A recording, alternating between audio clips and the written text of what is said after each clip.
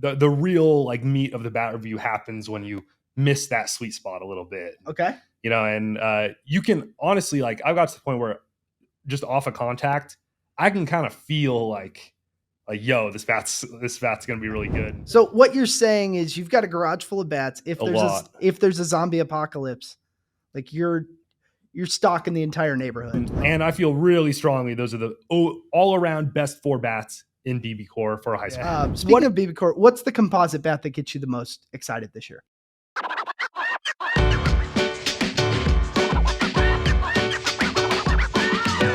You're rolling into, you mentioned your swings, you mentioned your warm-ups, you mentioned talking about or like reviewing a bat.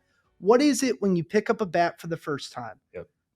What is it you're looking for on those first couple of swings? All right, so it really depends on the association you're dealing with. Obviously, we have wood bats, we have BBCOR, we have USSSA, we have USA. So before I do a bat review, I always do like a short round with another like high-ranked bat within that association. Okay. So we have like a good baseline to compare against. Yep. Good for any type of experiment, right? If you're doing a cola taste test, you start with Coke. Yep. So like if we're reviewing a one-piece alloy BBCOR bat, I like to take a few swings with the Atlas or something like that, you know, a really high bar. So, you know, first basic things, feel the grip, the handle, the knob, the taper, how that all kind of feels. Mm-hmm.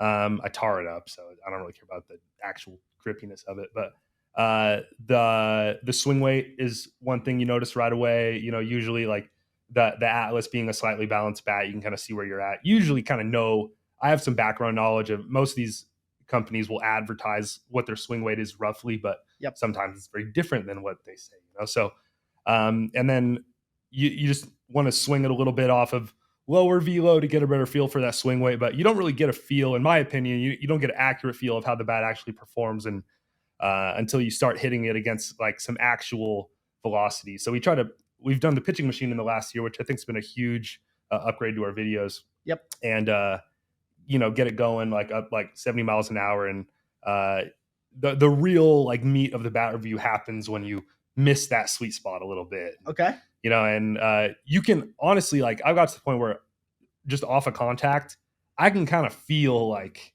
yo, this bat's going to be really good. Does that take one? Like, could it be one swing and you're like, oh yeah. Because we use the same baseballs for every single swing. I can't give you like a final conclusive like review after one swing. Of course, but you know, but like that ball jumped. I can tell you like, yo, this is going to be a good review. Yeah. After like one good swing. That's all. Oh my gosh. Or like this bat's going to suck after one good swing. That's like, but I'll play it out. You know, I'm like, of course. All right. You know, if it's like this bat's going to suck, I'll do one swing. Like, all right, you know, it's early. You just did a lefty. Yeah. With your air swing. That was lefty. Yeah. Oh gosh. That's a lefty backside push swing right there. That was my entire swing. It was lefty backside push. Right. Okay. So like you're getting a feel, you're going through it. Is it the ball? Is it the ball that you square up? You kind of mentioned it there. You know, the ball that you mishit gives you a good idea. Yeah. Is that the one that still, you know, maybe you mishit it, but it still gets to the fence or something? Exactly. Yeah. That's a really good indicator. A lot of times, like, you get jammed a little bit and you still really feel like you get a good amount of flex off of the bat.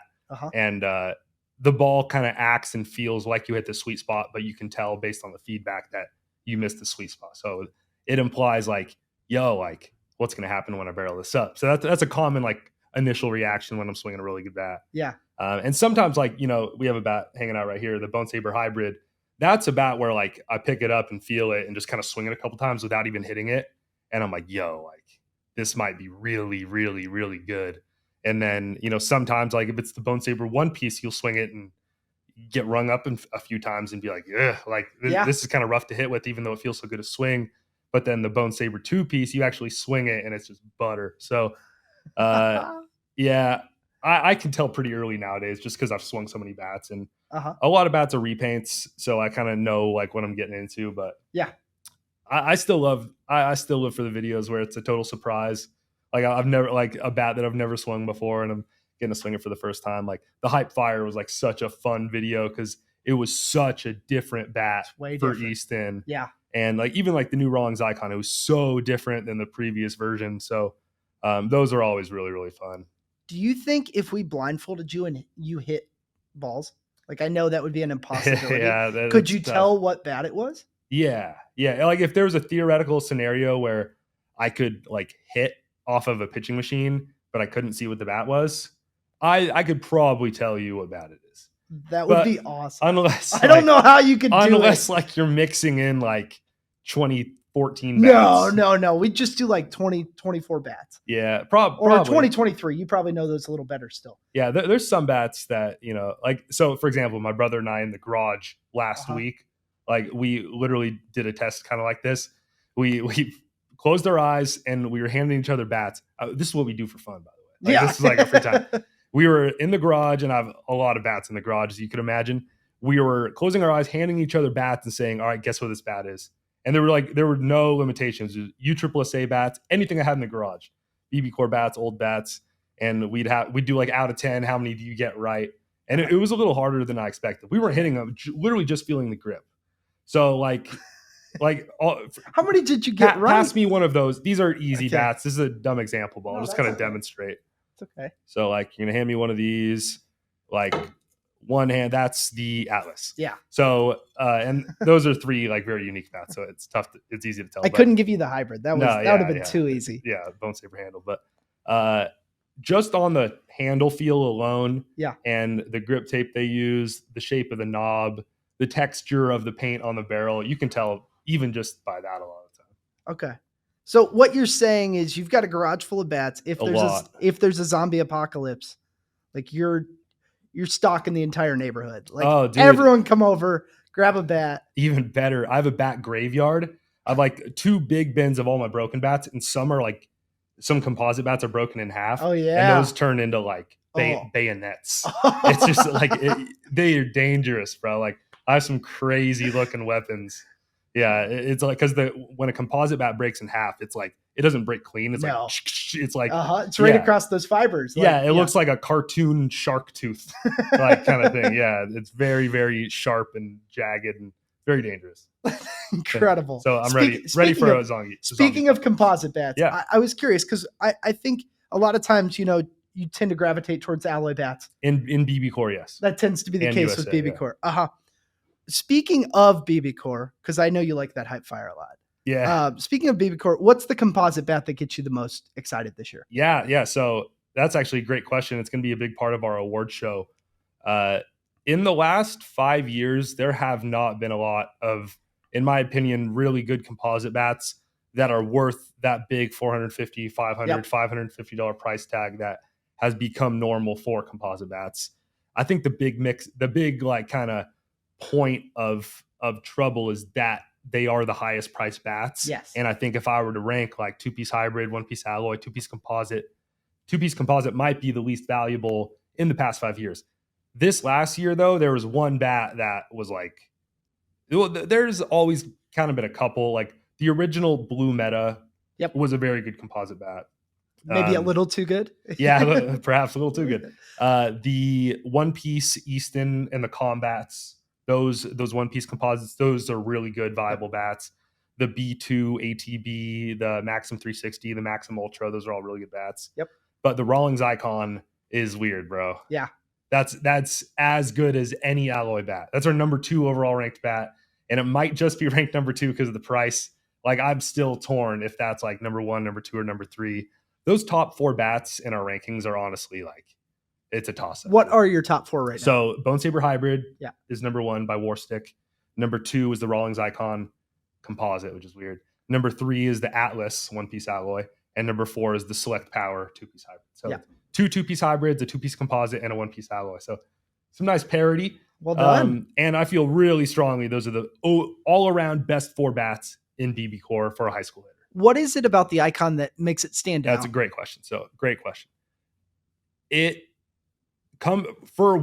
Honestly, it comes off the bat hotter, new out of the wrapper or broken in, than any composite bat I've swung in the last 5 years. That's wild. Like I'm really, really serious about that. And I challenge anybody to test that. Straight out of the wrapper. Yes. Fully composite. It's hot. Ready. Hot. I hit absolute jacks with that thing. It's not like super heavy either. It does give the illusion of a little bit of end load, kind of a lot of end load just because of how thin the handle originally was. One thing that Rawlings has done so good in the last couple of years is mid-year updates on their bats. So the Icon, for example, they thickened the grip. Like the stock grip that comes on the bat, it's noticeably thicker, and they still have a really good taper on there. Completely changed the initial feel of the bat, and for the better. It's like just such a good bat. Slight end load, massive sweet spot, and it doesn't have any of that rigid initial like pingy composite sound or feel that you get with a non-broken in composite. It's just like if a lot of hitters will kind of understand this term, like when you really barrel it up against some good velocity, it just feels like squishy. Like it just mushes, the barrel just mushes into the ball. Like it catches the ball almost. Really similar, like the Select Power is a bat that does that really well. It catches the ball with the barrel, and like it just, oh man, it's the best feeling in the world. Do you remember those old squish baseballs? Yeah. Those suck. Nothing like that. No. Okay, good. So I love where this is going with the Icon and your top 4. So break down. We've kind of talked a little bit about the hybrid there. Yeah. From Warstic, the Bonesaber hybrid. We've talked a little bit about the Icon. What is it about the Atlas that stands out?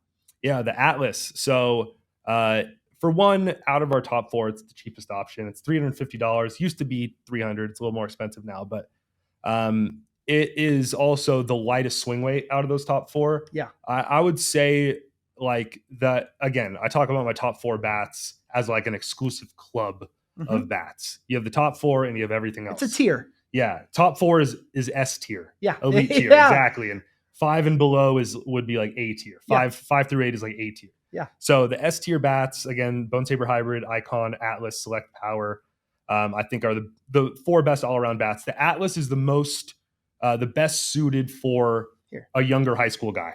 Yeah. I think so. This is a really good bat. If the BBCOR swing weight can like at times be a little much for you. Yeah. I would say like if you're an elite hitter, and the drop 3 swing weight is absolutely nothing to you, like I would say the Select Power, Bonesaber hybrid, Icon might be better. But I mean, if you swing like, so this is a 33.5.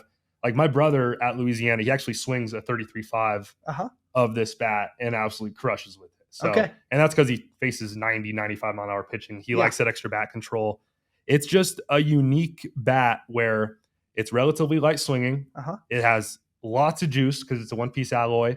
But there's a lot of bats like that, the Rawlings Mach AI, the Voodoo 1, the Cat X, and usually they sacrifice having like a pretty big surface area where you can hit the ball and still feel like you have a pretty good sweet spot. You have to be pretty precise with a lot of those bats. That's the big trade-off. So a lot of times they're good for slower pitching because of that, because like it's easier to really barrel it up. This has a good sweet spot, which really kind of separates it. That's what we've always said. It was the BBCOR Bat of the Year in our Batbro Award show last year, and that's just because it's light swinging, it's really hot, and it has some sweet spot. That's like the common thread in the S tier bats for us is manageable swing weight, a big range where you can catch it, and it's hot. This especially is, probably emphasizes that lighter swing weight, and I would say has the smallest sweet spot out of those top 4. But for a younger guy that needs that help with swing weight and wants a little extra bat speed, is the move. I love this bat. I win home run derbies with this thing all the time. So I can echo that sentiment because my nephew that's going into high school next year is playing baseball, and he needed, that transition to BBCOR. Yeah. And it can be a little daunting. They play U-Trip. So like it's going to go down a little bit in performance. And I was like, the Atlas, just go with the Atlas.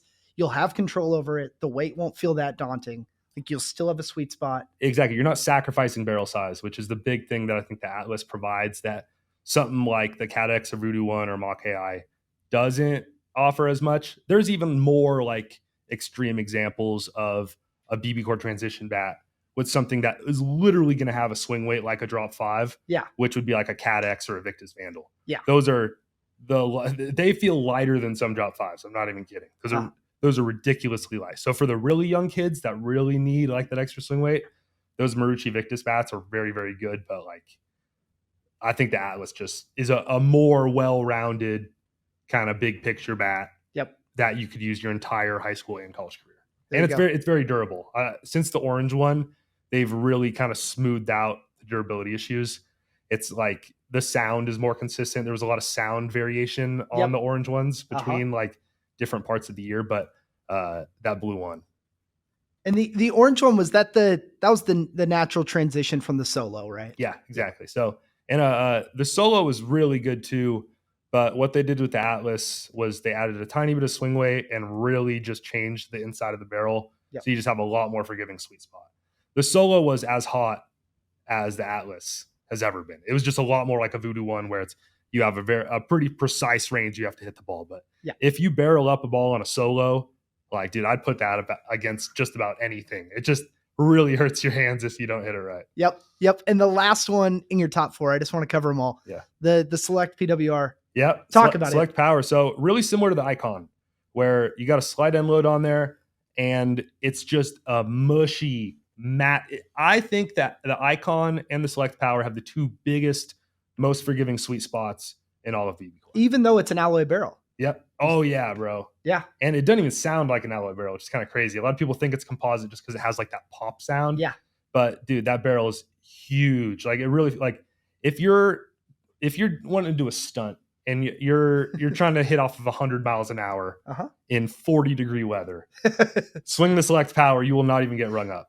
It is so buttery on miss hits. I think that's one of the most popular bats in college, just because the pitching is so good. Yeah. And you are gonna miss the barrel. Like, it's not a if, it's a when. So the Select Power is just a bat where you can really miss barrel and still be really successful. And the sound is just so satisfying. So, man, I love the way your face lights up when you talk bats. I know, still, dude, the Select Power's been the same bat for the last 4 years, and I still am just so jazzed about it. That's so cool. Like, it's obvious to see that, like, this is your calling. This is what you're made to do. Man. You're truly an expert in your field. Thank you. Love having you on the show. Like, this is perfect. Appreciate it. This is perfect. Glad to be here. I'm sure everyone that's listening is also equally excited. I hope you've enjoyed this episode of the Batter Up Podcast and the conversation so far with Will Taylor. We'll be releasing more parts of that conversation in the coming weeks, so be sure to subscribe for future episode release notifications. Thanks for stopping by, and I'll see you next time.